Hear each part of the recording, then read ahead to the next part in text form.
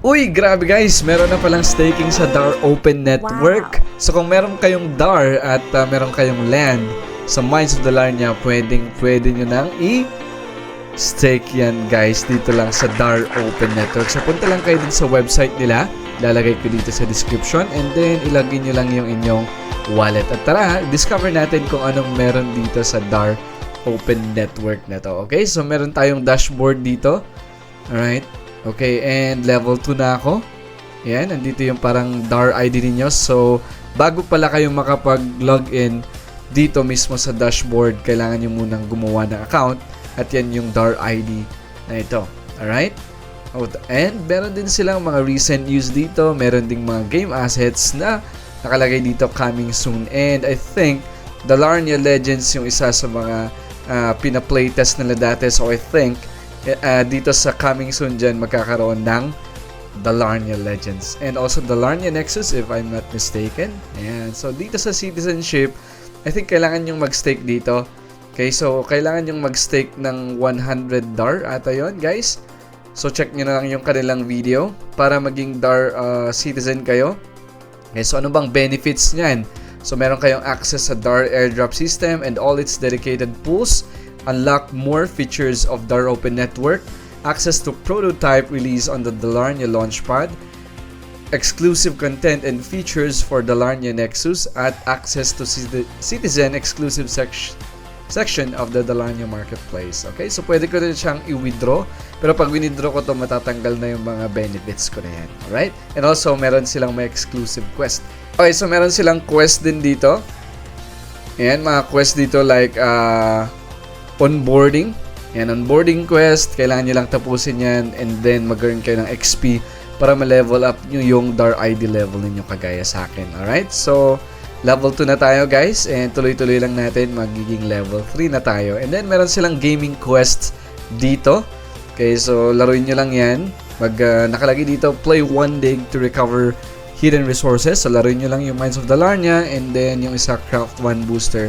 Meron silang daily quest, weekly quest, and monthly quests. Okay? So, lahat lang yan, nalaruin nyo lang yan, at magkakaroon na kayo ng XP to level up your DAR ID. Okay? And ito na yung sinasabi kong staking, guys. So, meron na silang staking. Napakatagal na namin itong hinihintay, guys. Actually, lalong-lalo na sa amin na holder ng DAR na token. And of course, bumili din kami ng land before.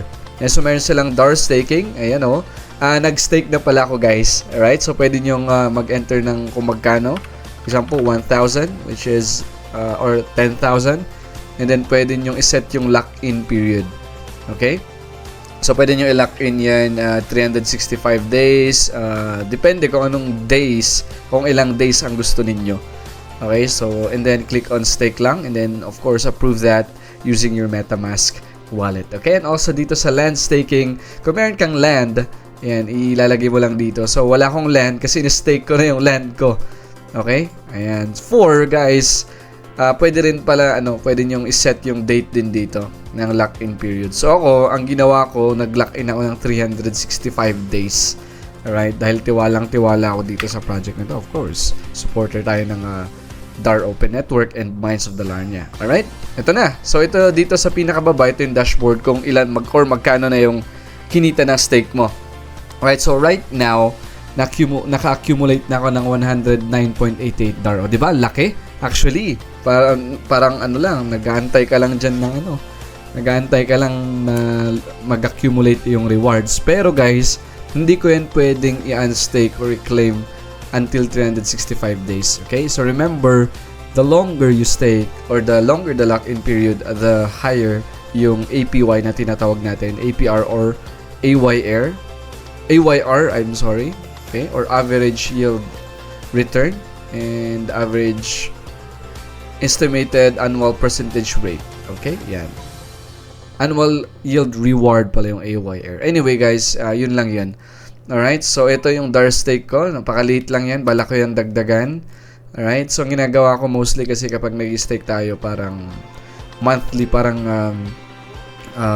dollar cost averaging, kung familiar ka doon, or peso cost averaging para sa mga nagpi-PSA. And then sa land staking, in-stake ko rin ng 365 days. Alright? So, nag-earn na siya. So, ayan na.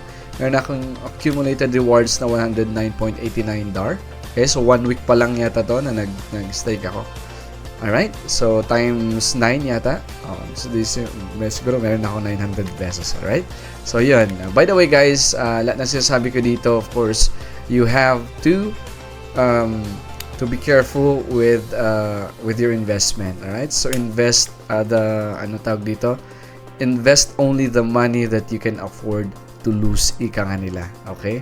So, nasa iyo pa rin yan. Kung mag-stake ka, hindi kita nire-require or hindi kita kino-convince. Basta, ito lang, may mga ganitong opportunity and depende na sa yun kung ipa-follow mo. Alright? So, yan na guys yung bagong staking ng DAR Open Network. Okay? Again, this is Clarence D and see you ulit sa ating next na video. Peace out.